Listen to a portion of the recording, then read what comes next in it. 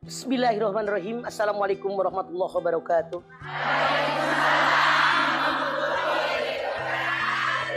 Alhamdulillahi nahmaduhu wa nasta'inuhu wa nastaghfiruh wa na'udzu billahi min shururi anfusina wa min sayyiati a'malina.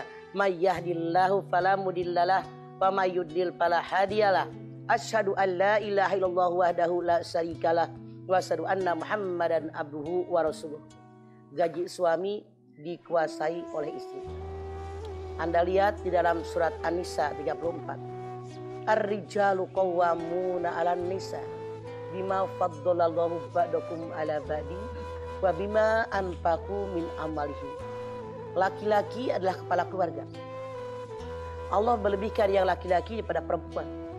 Laki-laki punya kewajiban memberikan sebagian rezekinya buat istrinya. Dari ayat ini jelas bahwa laki-laki kepala keluarga yang wajib memberikan nafkah lahir batin buat istri, anak, dan keluarga yang dalam tanggungannya. Allah berfirman, liyunfiq dzu sa'atin min sa'atih. Yang namanya seorang suami memberikan nafkah kepada istrinya sesuai kadar kemampuan. Kalau dia orang yang kaya, tentu nafkah buat istrinya sesuai kekayaannya. Kalau dia sederhana, sederhana.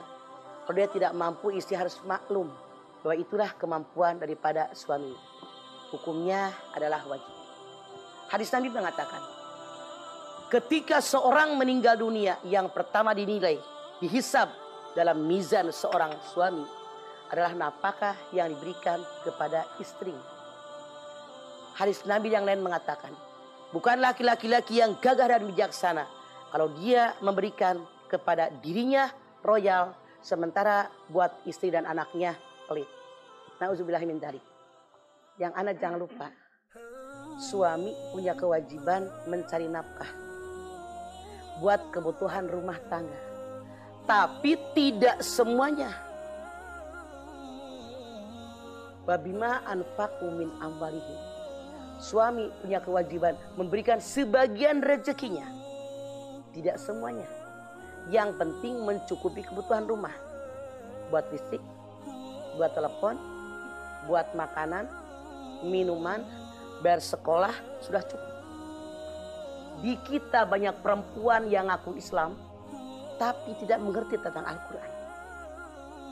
Gaji suami diambil, uang insentif diambil, uang transport diambil, SPJ diambil, uang bonus diambil, THR diambil. Aduh. Itu perempuan yang serakah dan dia tidak mengerti Al-Quran.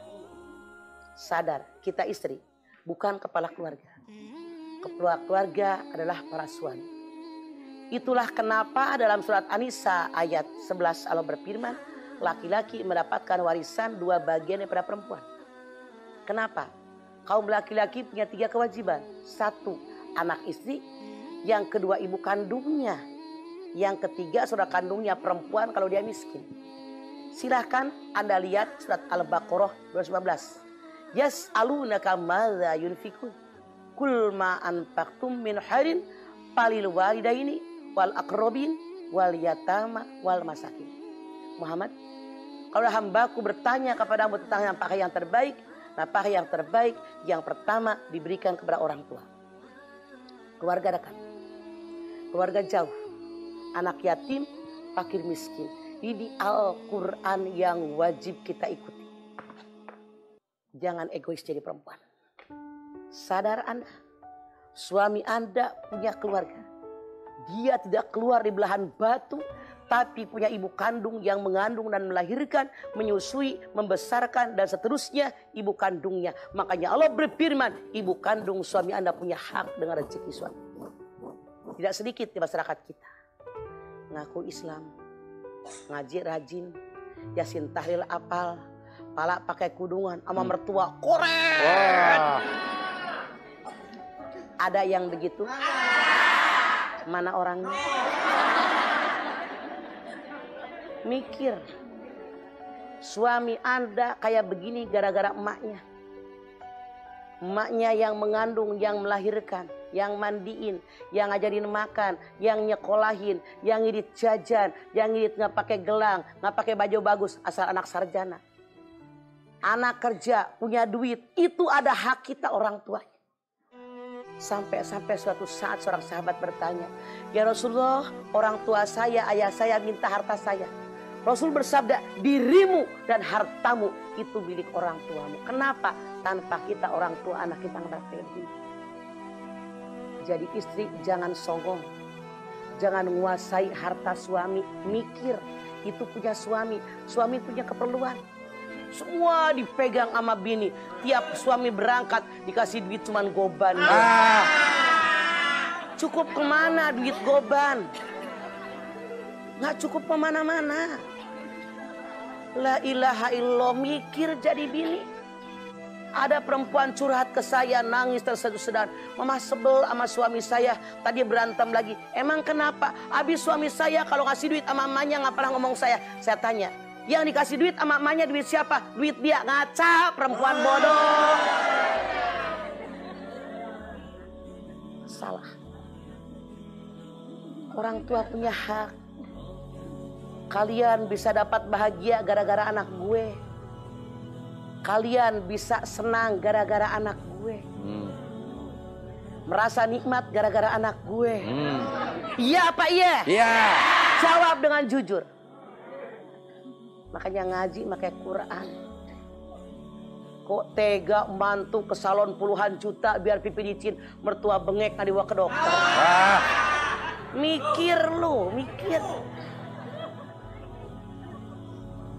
Pertanyaan saya, wahai para mantu, berapakah Anda ngasih duit tiap bulan sama mertua? Jawab. Lebaran doang. Ngasih kalau lebaran, emang mertua lu hidupnya cuma lebaran? Mikir. Mertua Anda butuh makan tiap hari, sehari 3 kali makan. Butuh ke taklim, ongkos ke taklim, masukin duit tromol di taklim. Bayar listrik tiap bulan, telepon tiap bulan, bayar pembantu tiap bulan. Mikir para mantu, kalian senang gara-gara anak saya. Kalau kalian pelit sama mertua, anak kalian besar dikawinkan oleh kalian. Kalian jadi mertua, jadi orang tua. Pasti anak mantu kalian koret, makan dah pencarian lo padeh. Saya nggak main-main, beneran. Makanya yang selama ini nguasain duit suami, pikirin. Suami punya kewajiban membiayai kehidupan orang tuanya. Di situ keberkahan akan datang. Apakah kalian tega, kalian makan enak, mertua kalian tidak makan? Apa kalian tega, kalian tinggal di rumah mewah, mertua kalian tinggal di rumah bubuk butut? Apa kalian tega, baju kalian mentereng, mertua kalian hanya baju lusuh? Itu kewajiban suami kalian. Siti Aisyah bertanya, ya Rasulullah, siapa yang paling berhak dengan seorang anak gadis? Ayahnya, orang tuanya. Siapa yang berhak dengan seorang istri kalau anak gadis sudah menikah? Suaminya. Nanya lagi si Aisyah, siapa yang paling berhak dengan seorang remaja, anak laki-laki pemuda? Orang tuanya. Siapa yang berhak dengan suami kalau anak laki-laki kita sudah menikah? Ibunya. Kedengeran semuanya? Kedengeran semuanya? Yuk perhatikan orang tua dari suami kita. Jangan sampai kita menyanyiakannya. Apalagi menyuruh suami jangan ngasih ke mertua. Apalagi suami ngasih mertua, Anda marah. Masya Allah, Allah tidak ridho. Karena Rasul bersabda, ridhollah bididul walidain, suhtullah bisuhtil walidain. Hati-hati. Jangan Anda jadikan suami Anda alqomah. Mencintai istrinya melebihi cinta kepada ibu kandungnya. Sehingga ketika sedang naza sakaratul maut, dia tidak bisa mengucapkan 2 kalimat syahadat. Na'udzubillahi min dzalik. Yuk, yang selama ini salah langkah kita perbaiki, kembali kepada Al-Quran dan Sunnah Rasul. Allah berfirman, Rasul bersabda, taroktu fikum amroini lantarilu matamasaktum bihima kitaballah wa sunnatun nabi. 2 perkara yang aku tinggalkan buat kalian.